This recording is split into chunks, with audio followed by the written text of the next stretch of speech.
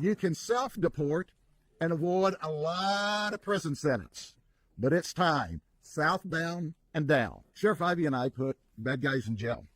Our criminal justice system holds them accountable, and the federal government lets them into your neighborhood to rob and pillage and steal and rape and murder. Our governor is a leader. He's saying, look, the people of the state of Florida, the people of the United States of America, elected Donald Trump because Donald Trump said he was going to fix this illegal immigration issue. And our top priority is the illegal immigrants in this country that are committing crime. So I want to give you just a quick snapshot of why our governor is saying Florida needs to set the example for the other states to support the president to get rid of these criminals who are victimizing our people. How about Edie Grandos? He's not only here illegally, he killed a 21-year-old. He was leaving the scene of a crash, no driver's license, in Homeland, Florida. Think about that for a minute. We had another instance where we arrested a guy 4 times for no driver's license, and ICE never deported him. Oh, that's minor. And then he ran over someone on a scooter and killed him. Had he been deported for violating the law, that person riding the scooter would be alive and well today. And then there's Elmer Kell. He's 24. 2 people died, and a high school, 18-year-old high school girl will be injured with issues forever because he was here illegally from Guatemala, caused a car crash, and 2 people died. This is a snapshot. We could give you hundreds.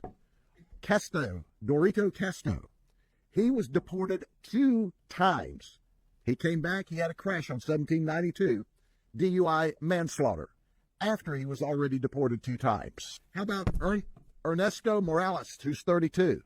His hit and run killed a 5-year-old little girl when he ran into the rear end of her car on Highway 60. How about Arnaldo Paz, who's 39? He murdered a 74-year-old lady in Polk City. None of these people should have been here to have created these crashes and murdered these people. How about Juan Orgozo? He's 36, attempted murder. He did a home invasion and told the lady, shut up or I'll kill you. She was there. As the governor said, they didn't care that that someone was there. They wanted to go in and steal stuff. And then there's the Frostproof murder by Miguel Cazame, who's 47. Now, folks, that should shock your conscience. But how about this? We have one of our victims here today. Professional criminals out of Venezuela. They were arrested in New York, in the city, in the state, and not held accountable. They ended up here.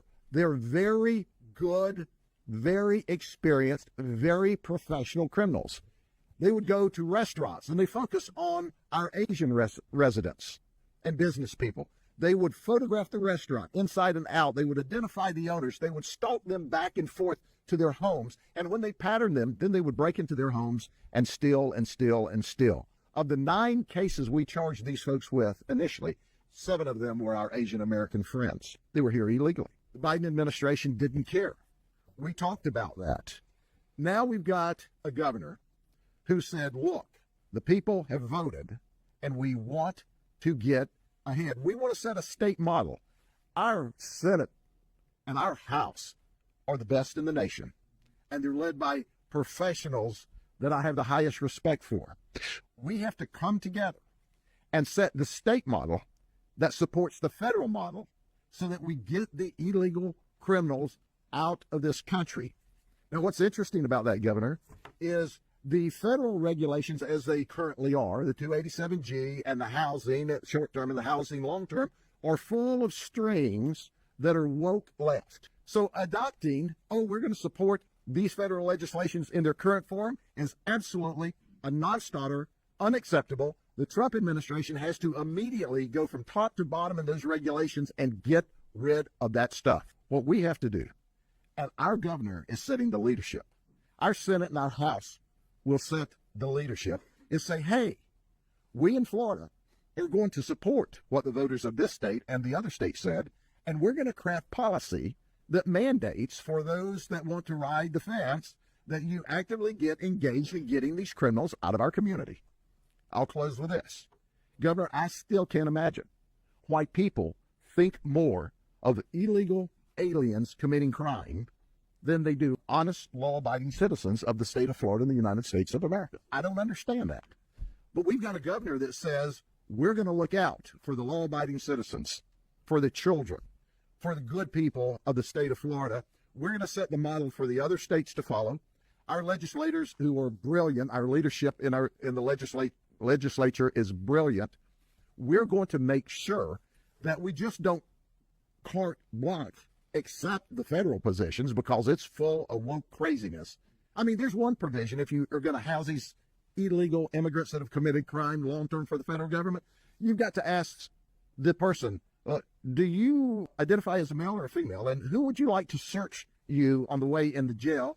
And we've got to have medical check you 3 times a week. And, just gag me with it. That's the craziness that's written into the legislation. So listen, those of you that are writing for the Trump administration, get that crap out and let us do what we do best. The law enforcement officers of the state of Florida will do their job. Our governor is the leader. Our governor is saying, now's the time, and we're the place to set the example of how we can protect people and keep them safe in the free state of Florida. And I'll leave with this message: southbound and down. Do it yourself. You can self-deport and avoid a lot of prison sentence, but it's time, southbound and down. Thank you, Governor. And you welcome.